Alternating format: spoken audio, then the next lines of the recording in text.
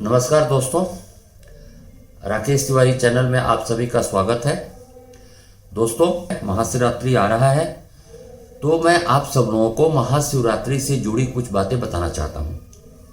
दोस्तों, महाशिवरात्रि के दिन इस त्यौहार को हम बड़े धूमधाम से मनाते हैं और हमारे हिंदू धर्म के में शिव जी का बहुत बड़ा महत्व है। इसलिए महाशिवरात्रि के दिन हम लोग मंदिर जाके शिव जी पे जल चढ़ाते हैं, पूजा करते हैं और कामना करते हैं कि भगवान की कृपा हमारे ऊपर हमेशा बनी रहे।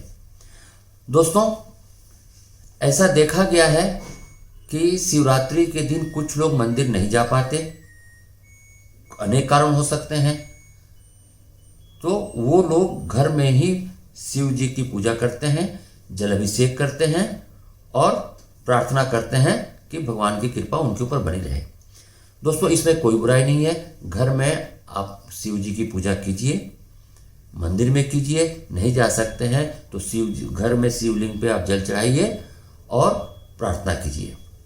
दोस्तों, लेकिन ऐसा देखा गया है कि जिनके घर में शिवलिंग नहीं है वो लोग महाशिवरात्रि के दिन एक शिवलिंग बाजार से लेके आते हैं, जल चढ़ाते हैं, पूजा करते हैं और फिर उसको अपने घर के मंदिर में रख देते हैं।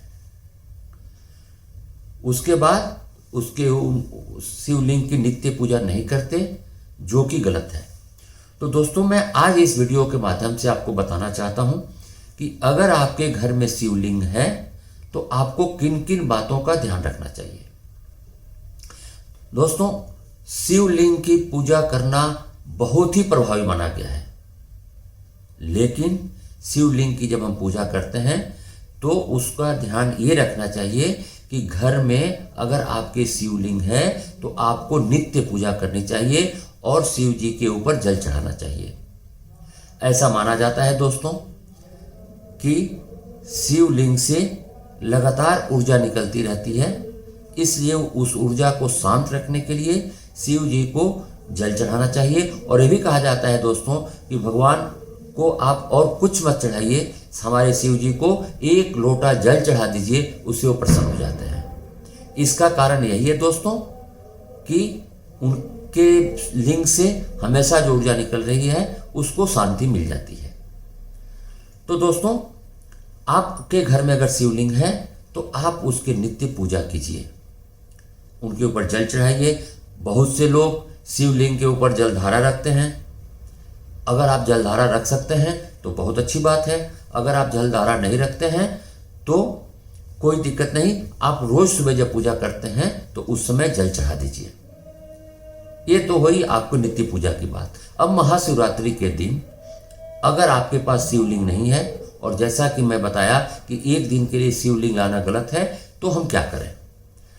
तो दोस्तों, हमारे पुराने ज़माने में हमारी माताएं बहनें क्या करती थी, पार्थिव शिवलिंग की पूजा करती थी।